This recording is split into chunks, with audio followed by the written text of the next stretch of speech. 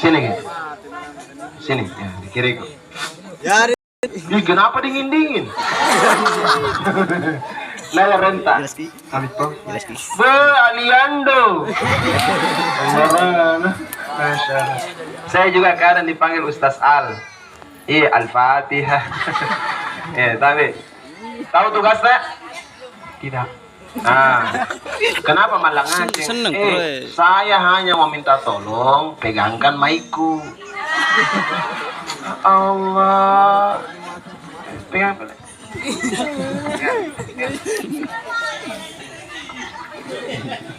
Ibu.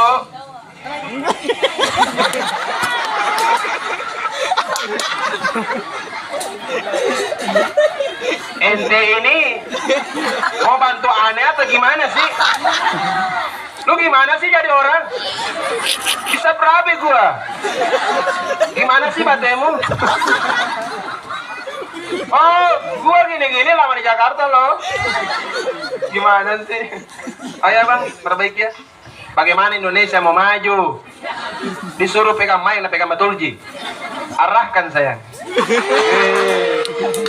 Kamu manis deh. Tapi normal aja. Tapi, abar ini nih. La haula wala quwwata illa billah. Mayat. Apa namanya ini, Bu? Masih mau bilang motor? Motor kan tuh, motor Kak. Mayat ini, Bu, mayat. Karena tidak ada yang mau jadi mayat, toh. Yang kedua, kalau aja jadi mayat berat dulu. Oke, ini kepala. Sayang, lihat sayang. Allah ya Karim. Susahnya kehidupan. Ini kepalanya. Ini farjinya. Ane negara arena dubur. Ini pangkena. Kisenji arena dubur kan. Banyak itu tidak tahu. Dubur itu bahasa Perancis nauri. Bahasa Amerikanya tara. Bahasa Amerikanya masih belum paham.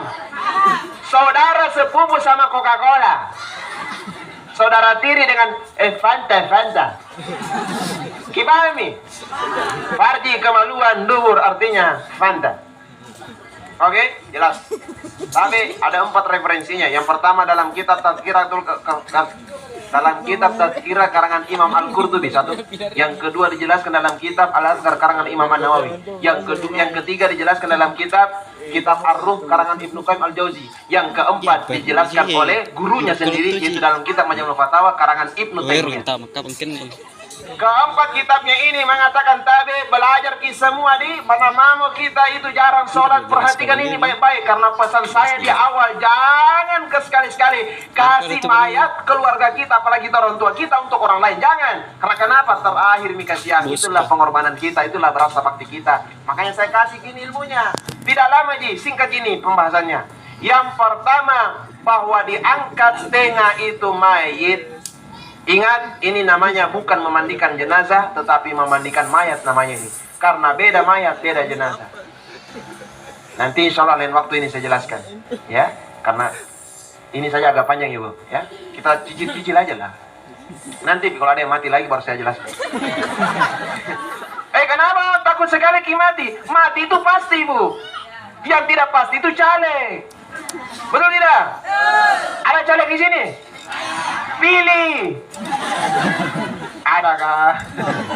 Oke, yang pertama angkat setengah. Setelah diangkat setengah diurut. Ada orang menggunakan ujung jari. Kalau kita pakai ujung jari, ini tidak salah Bapak Ibu. Tapi tidak semua keluar najisnya. Karena kita ini mensucikan mayat, bagaimana caranya najisnya itu keluar. Ada orang langsung nasucikan, langsung cebok, sedangkan najisnya belum dikeluarkan. Betul tidak?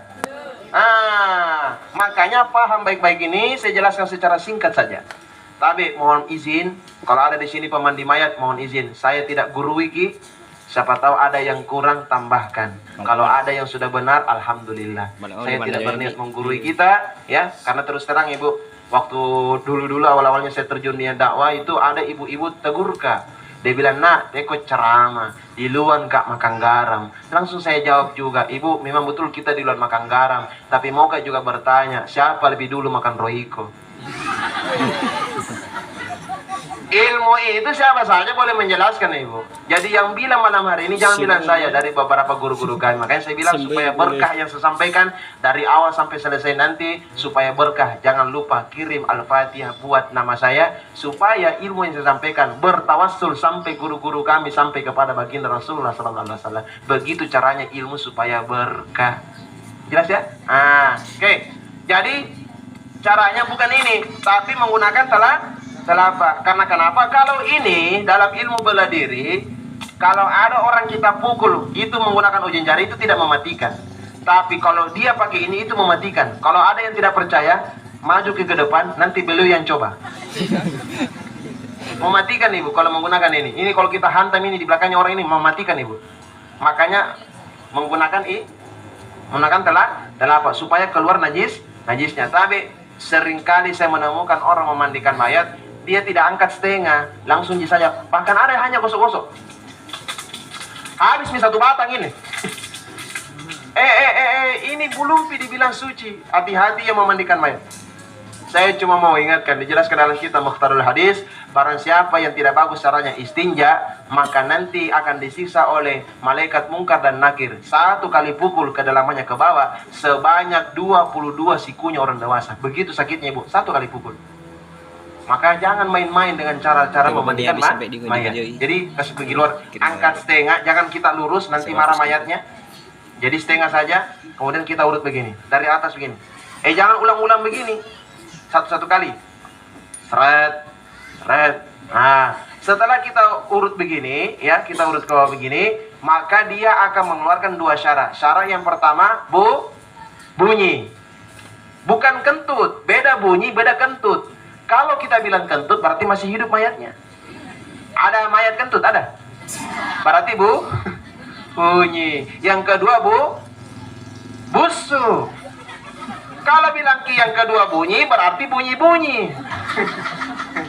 Ya, yang kedua busuk. Muncul pertanyaan, Ustadz, ada orang saya mandikan mayatnya, tidak mengeluarkan bunyi, tidak juga mengeluarkan bau. Berarti selama dia hidup di muka bumi ini, baji tahu carana istinja.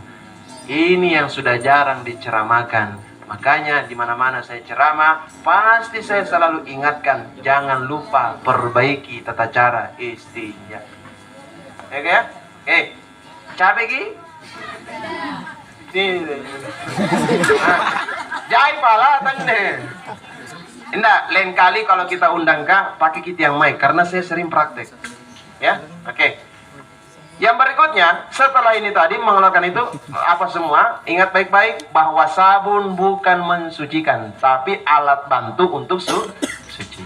Maka untuk mengetahui dia sudah suci tidaknya, maka ini. Ingat baik-baik ya. Ingat baik-baik juga ini. Jangan saya hampir lupa. Tapi contoh yang kasih mandi ini kan anggap 5-6 orang. Jangan berebutan. Tadi di kaki tiba-tiba pindah di kepala. Bahagi memang mi.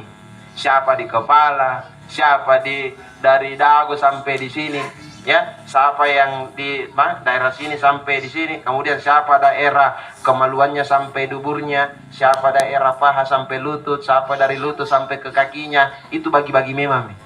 Ya, supaya teratur.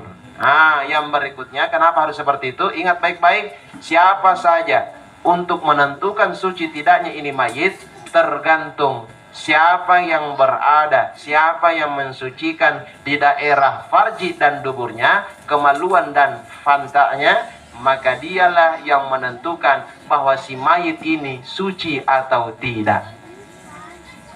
Bagaimana caranya ditahu? Jari tengah yang dipakai istinja, jari tengah yang dipakai cebok, ya. Kalau ada pendapat mengatakan kalau dia yang masih hidup kayak kita, masukkan sampai garis yang kedua. Kalau ada orang yang masih hidup kemudian dia ambeien, bisa jadi karena tena baju carana istinja. salah satu yang menyebabkan kita ambeien Bapak Ibu, karena tidak bagus cara istinja. Luar biasa ini agama. Agama mengajarkan kita luar biasa. Cuman kadang kita yang acuh tak acuh terhadap agama. Yang kedua, kalau untuk mayit, cukup masukkan saja sampai garis pertama. Ada riwayat yang kedua mengatakan tidak perlu jadi kecil, tidak perlu jadi kasih masuk. Karena kenapa? Leba mintawa diurut ki. Sudah minta dikasih begini, maka tidak perlu lagi dikoci karena sudah dibersihkan. Terakhir, bagaimana caranya ditahu bahwa dia sudah suci tidaknya? Garis tengah. Jari tengah yang kita pakai tadi istinja, setelah kita cebok, kalau kita sudah berani, seakan-akan berani untuk menjilatnya, maka disitulah letaknya suci.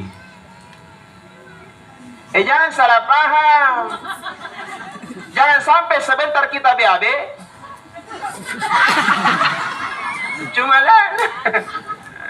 Anda mendikan artis anak rantas atena siri lah.